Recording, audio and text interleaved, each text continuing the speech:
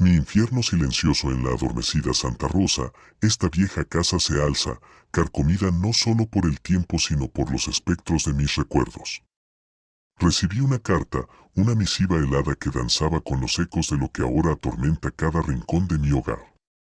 Sentí cada palabra como un aliento gélido en mi nuca, una orden tácita de vomitar estas horribles vivencias en el papel. Es como si la casa misma me obligara a confesar, a liberar los fantasmas que se aferran a mí con dedos huesudos. Lucía, mi pequeña Lucía. Este año habría florecido en 12 primaveras. Era el sol que deshacía las sombras de mi alma, un torrente de risas y travesuras. Su vínculo con Marco, mi hermano, era un lazo puro, tejido con hilos de inocencia y cariño. Marco, un talentoso luthier, a menudo ajustaba y afinaba viejos instrumentos musicales para ella, deleitándola con las melodías que extraía de la madera y el metal. Cada nota que Marco tocaba era una prueba palpable de su amor, una joya sonora que Lucía atesoraba con sus pequeños oídos. Sus carcajadas resonaban en cada habitación, llenando esta casa de una calidez que ahora solo recuerdo como un sueño lejano, pero el verano, ese maldito verano, la arrebató de mis brazos. Una extraña dolencia neurológica, tan esquiva como una sombra en la noche, la fue paralizando lentamente. Los médicos, con sus rostros adustos y palabras vacías, no pudieron detener su avance cruel. La vi perder la movilidad día tras día, el brillo en sus ojos apagándose mientras su cuerpo se volvía una prisión silenciosa hasta extinguirse por completo. Su partida nos sumió en un abismo de dolor tan profundo que la casa misma pareció contener la respiración. El bullicio alegre fue reemplazado por un silencio sepulcral, un vacío helado que aún hoy me paraliza el corazón. Fue poco después del entierro, cuando el olor a tierra húmeda aún impregnaba el aire, que las cosas inexplicables comenzaron. Su caja de música, esa melodía infantil que tanto amaba, empezó a sonar sola. Al principio, me aferré a la cordura, murmurando sobre mecanismos defectuosos, sobre el polvo acumulado que podía trabar el mecanismo. Pero en lo más profundo de mi ser, una voz helada susurraba otra cosa, era Lucía. Su pequeña alma, atrapada entre este mundo y el siguiente, intentando comunicarse a través de su canción favorita. Cada nota era un puñal en mi corazón, una punzada de recuerdo y una punzante certeza de su ausencia. Las noches se volvieron un tormento. Me despertaba sobresaltada por susurros débiles, risitas apenas audibles que parecían emanar de su habitación. La cerraba con llave, un intento desesperado de preservar intacto su mundo, como si al mantenerlo sellado pudiera retener un fragmento de ella. Pero a veces la encontraba entreabierta, una invitación macabra. Las luces parpadeaban sin razón, danzando como luciérnagas espectrales, recreando la alegría fugaz que Lucía irradiaba. Y luego estaban las ventanas, malditas ventanas. En ocasiones, juraba ver la silueta de Lucía, una forma pequeña y temblorosa, moviéndose al compás de la melodía fantasmal, solo para desvanecerse como humo, dejando tras de sí un vacío aún más punzante. Marco también estaba destrozado. La ausencia de Lucía lo consumía por dentro, y los extraños sucesos en la casa solo exacerbaban su dolor. Lo veía demacrarse, sus manos antes ágiles ahora temblorosas, sus ojos antes brillantes ahora opacos y llenos de una angustia silenciosa. Para Marco, las manifestaciones eran más directas y perturbadoras. A menudo encontraba sus herramientas de luthier inexplicablemente movidas del lugar, a veces incluso suspendidas en el aire por un instante antes de caer.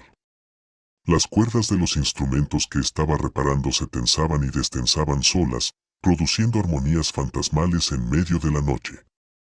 Una vez, juró haber sentido pequeñas manos frías aferrarse a las suyas mientras intentaba afinar un violín, una sensación tan real que lo dejó paralizado de terror. La melodía de la caja de música parecía torturarlo de manera especial, la sentía vibrar en sus propios huesos, como si la pena de Lucía se hubiera incrustado en su ser. La culpa lo carcomía vivo. Se culpaba por no haber investigado más sobre la extraña debilidad que lentamente se apoderaba de Lucía, confiando en que los médicos sabrían qué hacer. Su rostro se desencajaba cada vez que la música llenaba el silencio, como si cada nota fuera un reproche fantasmal, un recordatorio de su inacción. La noche en que lo encontré, esa noche aún me persigue en mis pesadillas.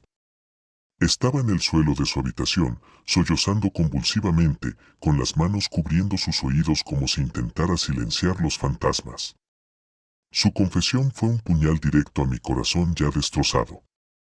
Admitió que había visto los signos, las pequeñas torpezas, la creciente dificultad para mover sus dedos, pero su mente adulta, absorta en la complejidad de sus instrumentos, los había ignorado, creyendo que eran solo torpezas infantiles.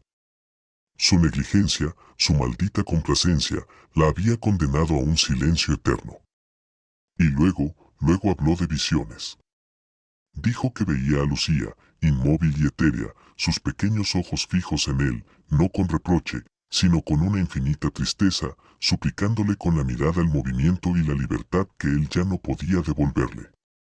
Sus ojos estaban desorbitados, llenos de un terror palpable, un reflejo del horror que ahora habitaba esta casa. Finalmente, la culpa y las visitas espectrales se volvieron insoportables para él.